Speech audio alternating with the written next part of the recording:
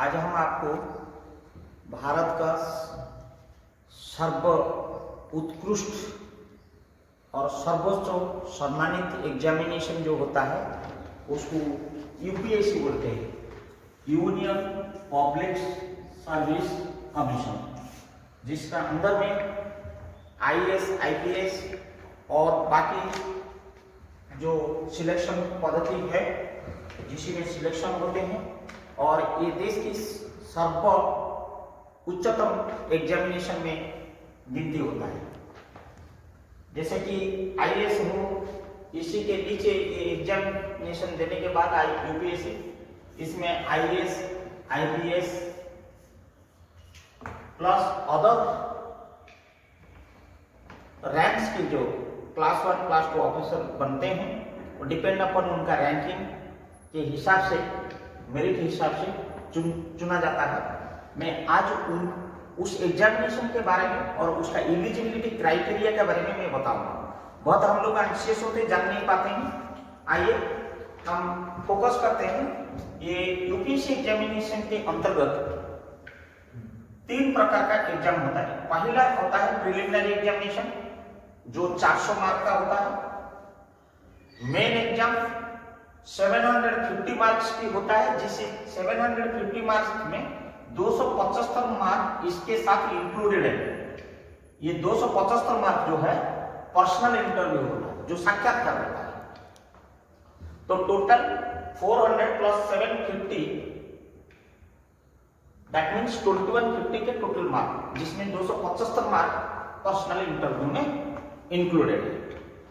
आइए पहले preliminary examination जब क्लियर कर पाएंगे, क्वालिफाई करेंगे, देन मेन एग्जाम को हम एलिजिबिलिटी होंगे, और main eligibility examination eligibility qualify करने से देन हम पर्सनल इंटरव्यू के लिए एलिजिबल होंगे 3 स्टेज में। तब हमको ऑफर एन अपॉइंटमेंट मिलेगा। आइए सर्वप्रथम प्रिलिमिनरी एग्जामिनेशन में क्या क्या होता है। जब एग्जामिनेशन होता है, पहला जनरल स्टडीज के पेपर 1 होता है, उसमें ऑब्जेक्टिव टाइप का आता है, और उसमें क्वेश्चन 100 क्वेश्चन आएगा, और ईच क्वेश्चन कैरीज 2 मार्क्स। अगर सही आंसर हुआ 2 मार्क्स, देन 200 मार्क्स का 2 आवर्स में हम लोग को अटेंड करना पड़ेगा, और जिसमें अगर रॉन्ग आंसर होगा उसमें नेगेटिव मार्किंग का प्रोविजन है। That is paper 1। Then general study paper 2 objective type आएगा, मल्टीपल चॉइस, एंड इसमें भी क्वेश्चन 100 रहेगा। ईच क्वेश्चन आंसर अगर सही मिला 2 मार्क, एंड हमको 200 मार्क्स एंड 2 आवर्स के अंदर में देना है। That is also negative marking system. अगर ये 400 मार्क्स से हम एलिजिबल हो गया, देन हम लोग आते हैं मेन एग्जाम पे। We are eligible for main examination. Then question is आ रहा है मेन एग्जाम में कितनी मार्क्स क्या क्या पेपर में है, वो जानना बहुत जरूरी है। Paper A compulsory Indian language, आपका जो भी लैंग्वेज, ऑफिशियल लैंग्वेज जो आप चुन सकते हो, that is 300 marks, 3 hours theoretical. Paper B English 300 marks, 3 hours. Paper 1 essay 250 marks, 3 hours. General study paper 1 250 marks, 3 hours. General study paper 2 250 marks, 3 hours. General study paper 3 250 marks, 3 hours. Clear? Now paper 4 general studies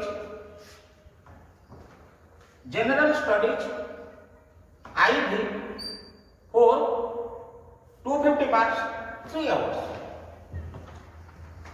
Now the question is arising optional paper 1, जो भी आप लोग ले सकते हैं आपकी core subject में या रादर देन कोर सब्जेक्ट में आप ले सकते हैं। कोई पॉलिटिकल साइंस, कोई मेडिकल साइंस, कोई टेक्निकल, जो भी आपको चाहिए इकोनॉमिक्स, एनी हिस्ट्री, तो 250 marks 3 hours and optional 2 paper 250 marks 3 hours. All are theoretical in the main examination. Then अगर हम प्रिलिमिनरी क्लियर करते हैं, क्वालिफाई करते हैं मेन एग्जामिनेशन के बाद हम लोग जाते हैं पर्सनल इंटरव्यू के लिए. आइए पर्सनल इंटरव्यू में साक्षात्कार में आपको क्वेश्चन करेंगे, जो कमिटी बैठे होंगे चयनकर्ता वो आपको करेंगे. इससे पहले ये एग्जामिनेशन देने से पहले जो हम अप्लाई करते हैं वो eligibility criteria for UPSC examination to how to apply, if I am eligible और नॉट एलिजिबल, वो हम आपको बताते हैं. क्योंकि दैट इज वेरी इंपॉर्टेंट कि हम जो यूपीएससी एग्जामिनेशन को देंगे हम एलिजिबल हो रहे हैं या नहीं हो रहे हैं, वो वेरी इंपॉर्टेंट मायना करता है. क्योंकि मान लीजिए हम एलिजिबल नहीं हो रहे हैं, ये पेपर 1 और पेपर 2 के बारे में हम सोचने से क्या होगा, तो इसीलिए we should know the eligibility criteria for applying the UPSC examination. Number 1, any candidate should have graduate, should and must graduate. Means graduation जो कंप्लीट किया होगा in any government recognised university, either professionally और simply graduate और medical science, इसी में और equivalent also equivalent with respect to the degree recognized by the Indian universities as per the UGC norms. At the same time, final year students also are eligible to apply the said examination. Means उनकी जो result publish होना है वो result final year का जब इनका साक्षात्कार होगा उस बीच में उनकी एग्जामिनेशन रिजल्ट पब्लिश हो जाना चाहिए. ना मिनिमम जो एज है, देन सेकेंड एज ये 21 ईयर से लेकर 32 ईयर्स तक है, is equal 32. More than 32 generally not eligible for the not. But जो रिजर्वेशन है वो रिजर्वेशन हिसाब से क्या होगा आइए मैं बता रहा हूं. 3 नंबर में मैं बोलता हूं 3 में ये जो जनरल एंड ईडब्ल्यूएस, ये जो एज क्राइटेरिया में जनरल एंड ईडब्ल्यूएस इकोनॉमी की वीकर सेक्शन के लिए ये 32 इयर्स अनिवार्य है.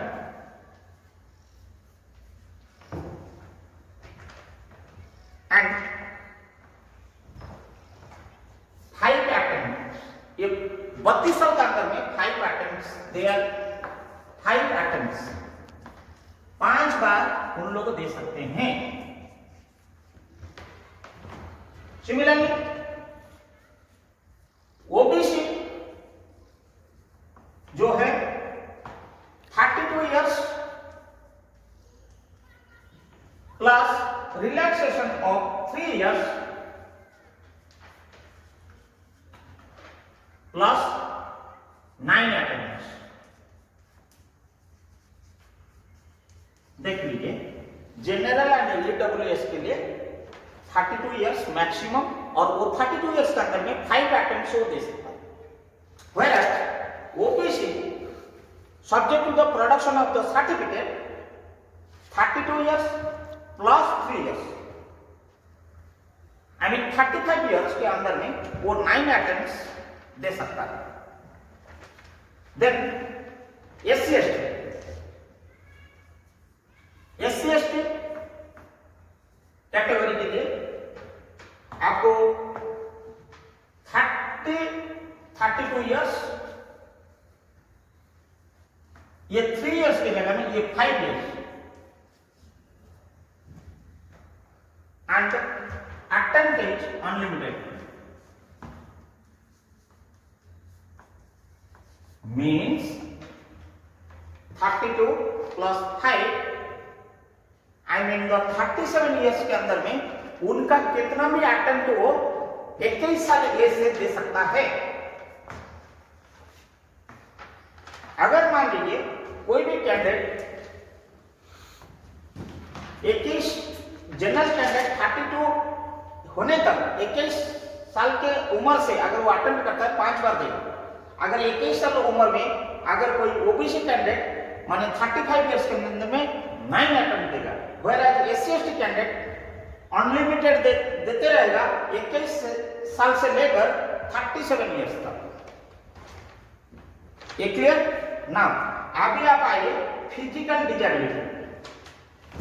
आपका फिजिकल डिजेबिलिटी के बारे में हम बताते हैं।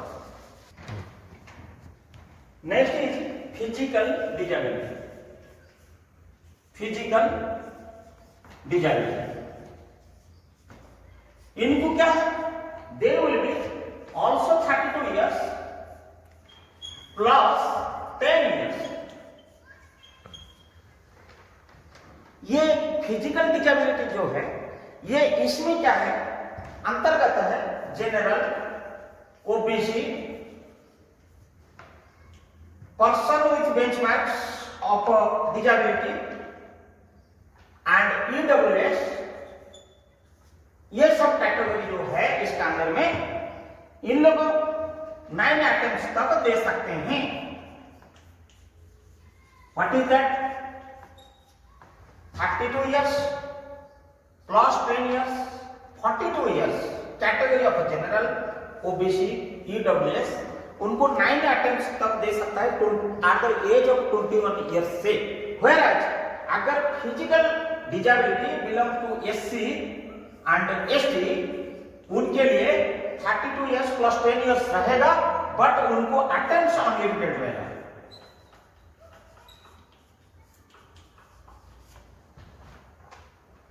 Now come to the J and K. जो जम्मू कश्मीर में जो बसवास करते हैं जे एंड के लिए, उन लोग के लिए आएगा 32 इयर्स प्लस 5 इयर्स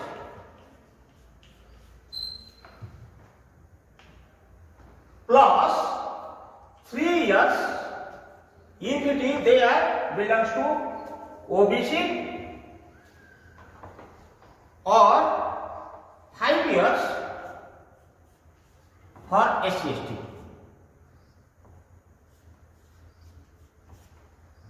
मीन्स जो जम्मू एंड कश्मीर में जो लोग ओबीसी कैटेगरी के रहते हैं उनको 3 इयर्स एक्स्ट्रा मिल जाएगा। जनरल है तो 5 इयर्स मिल जाएगा। अगर SC/ST है यहाँ पे और 5 इयर्स मिल जाएगा। और attempts age per the categories, already मैंने जो बोला वो कैटेगरी में, जैसे जनरल में 5 अटेम्प्ट्स और ओबीसी में 9 अटेम्प्ट्स, SC/ST में अनलिमिटेड, लाइक दैट। ये जो जम्मू कश्मीर ये कैटेगरी का बिलोंग करते हैं उन लोग के लिए 5 इयर्स एक्स्ट्रा रिलैक्सेशन है apart from their own. Now, next is coming disability and discharge from defense service. Discharge from defense service. वो पर्सनल के लिए आपको लागू होगा 32 years plus 3 years plus 3 years again, plus 3 years general and OBC or 5 years if you are SC/ST। जो व्यक्ति disability and discharge from defence service 32 years रहेगा plus 3 years relaxation रहेगा प्लस एडिशनल 3 इयर्स रहेगा जनरल ओबीसी के लिए and 5 साल रहेगा अगर वो डिफेंस सर्विस में डिस्चार्ज हुआ। Clear? Now it is ex serviceman. Then ex serviceman के लिए क्या होता है आइए मैं बताता हूं। मैन या एक्स सर्विस कमीशन जिसको बोलते हैं उनके लिए जो होता है 32 इयर्स प्लस 5 इयर्स प्लस ये 5 इयर्स का अलावा 3 years if they are belong to OBC or 5 years if it SC। देखिए ये बहुत मायने रखता है कि आप लोगों में इसीलिए बता रहा हूं कि ये चीजें वेरी इंपॉर्टेंट क्योंकि अप्लाई करने से पहले ये क्राइटेरिया को आपको देख लीजिए, नहीं तो आपका अप्लाई करके रिजेक्टेड हो जाना कोई मतलब नहीं है। ये मैंने जो बताया ये प्योरली एज के बारे में बताया। आइए हम बताते हैं नेशनैलिटी के बारे में। आइए नेशनैलिटी क्या होता है? इंडियन होता है ना। ये नेशनैलिटी जो है जो इंडियन सिटीजन होना चाहिए, इंडियन सिटीजन होना चाहिए, Indian citizen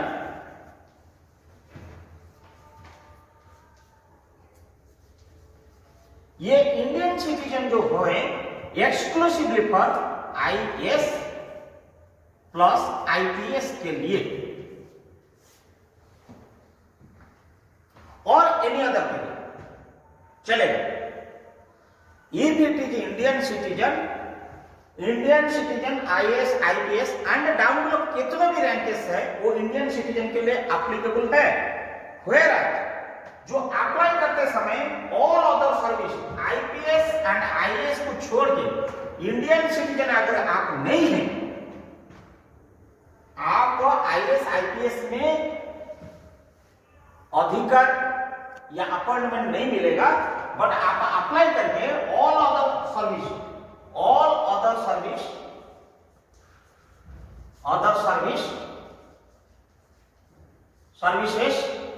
accept IAS and IPS कौन कौन है उसमें? जो ऑल अदर सर्विस में either from Nepal, Bhutan, Tibet refugee who came to India before 1st January 1962 intending to settle in India permanently। All other service के लिए number 1 a person of Indian origin who is migrated from Pakistan, Burma, Sri Lanka, East Africa countries like Kenya, Uganda, the United Republic of Tanzania, Zambia, Malawi, Ethiopia, Zaire, Vietnam, intending to settle in India permanently। All other servicemen, all should be furnished certificate of the eligibility issued by the government of India। अगर at the time of applying, if they don't have the certificate, but before issuing the appointment offer, they have to produce must and compulsory that certificate issued by the government of India. But those candidates are not eligible for IAS and IPS।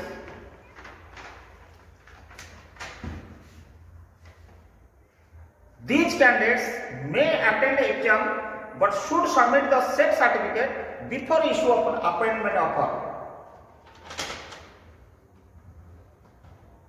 But Nepal, citizen to Nepal, Bhutan, Tibet, refugees who came to India before 1st January 1962 intending to settle in India permanently, they are not entitled for IFS also. Indian foreign service के लिए उन लोगों को eligible नहीं है। Now the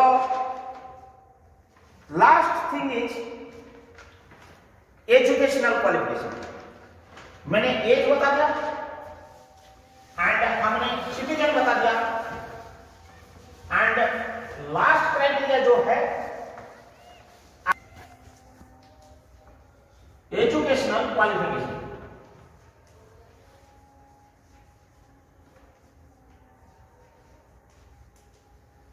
that is very important. I am reading out the educational qualifications. Already I told the nationality and eligibility criteria. Also I explained about your nationality. Now the important factor is educational qualification for which we are eligible or not for the applying the UPSC examination. First, the candidate should have a degree from government recognized university or possesses equivalent qualifications. Either they have the degree or any equivalent. Candidates who are in the final year or awaiting the result are also eligible, but the result should be produced at the time of a main examination. जब आप preliminary clear कर देते हो और the main examination आपका आना है, before main examination you should have your result, publications and provisional result in your hand. At the time of a main examination, you should also produce that result. Then you are eligible. Candidate having professional and technical qualifications recognized by the government or as equivalent to professionals and technical degrees, they are also eligible. Those who have already been passed or awaiting their result before many examinations also eligible to apply the UPSC examinations. Clear? Now I am coming to the medical students who have already passed the final year, like MBBS, BDS or equivalent subjects like Ayush, homeopathy or Ayurvedic. They have to gone through their respective intensives. Means or equivalent degrees. Like foreign countries से जो MBBS, BDS करके आते हैं medical students के लिए, but they have to go the intensive training. अगर उन्होंने intensive training certificate हासिल नहीं किया बट उनको अपीयरेंसेस टू बी कि मेरा एग्जाम इंटेंसिव खत्म हो जाएगा मेन एग्जामिनेशन पहले, then they are eligible to apply the UPSC examinations.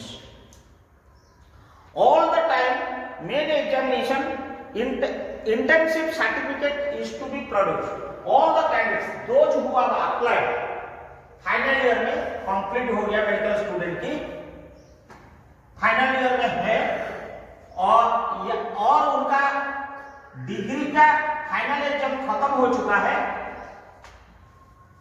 But intensive चल रहा है 1 ईयर की या 6 मंथ की, जो भी उनकी नॉर्म्स है चल रहा है अंडरगोइंग.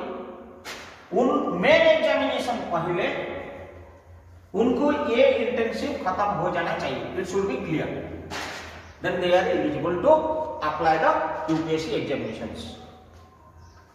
इसका अलावा जो और एक पॉइंट है, statutory documents like whether you belongs to Indian citizen or not, that is domicile certificate, mandatory certificate, your address proof and your educational qualifications, reservation certificates duly issued by the competent authorities, J&K certificates, ex-serviceman certificates, whatever the categories certificates is statutory and mandatory, and the latest certificate is to be uploaded along with photographs, and also the apply करने के समय में आपकी जो fees रहेगा, processing fees रहेगा, वो fees is mandatory, either net banking, debit card, Paytm और whatever the mode may be, that application processing fees is to be deposited as per the norms of the UPSC. जिसको जितनी category आई में किसको exempted हो सकता है, नहीं हो सकता है, किसी कैटेगरी की क्या है, that is should and must. अगर आपने वो फीस प्रोसेसिंग नहीं किया एंड फाइनल सबमिट नहीं किया with your digital signature and photographs, then you are not eligible to submit that UPSC examination applications. My dear friends, मैंने जो एलिजिबिलिटी क्राइटेरिया दिया, द मेजर क्राइटेरिया दिया यूपीएससी एग्जामिनेशन के लिए, 2000 aspirant for IAS, IPS and other services, IFS and other areas, Indian railways, Indian revenues, Indian statistics, मैंने सारी जो all other services में बताया. एवरी ईयर जो आता है यूपीएससी के एडवर्टाइजमेंट, उसी में मैंने एलिजिबिलिटी क्राइटेरिया मेरा संज्ञान में जितनी आया मेजर वो हमने बताया. एंड डॉक्यूमेंट आपने सॉफ्ट कॉपी करके एक फोल्डर बना के रखेंगे, वेदर ये जेपीजी में या आपकी पीडीएफ में जो भी मांगता है, तो साइज, रिजोल्यूशंस, ये सारी चीजें इकट्ठा करके रखेंगे. सिग्नेचर एंड फोटोग्राफ एक फोल्डर करके रखेंगे. पेमेंट जो करेंगे उसकी डाटा सब कुछ रेडी करके एक फोल्डर बना के, जब आपका एप्लीकेशन आएगा वो ऑनलाइन में आप अप्लाई करेंगे. एंड सबमिट करने के बाद आपको एक्नॉलेजमेंट आएगा. आपका एक्नॉलेजमेंट के साथ साथ आपका एंड वैलिड ईमेल आईडी आप देते रहेंगे.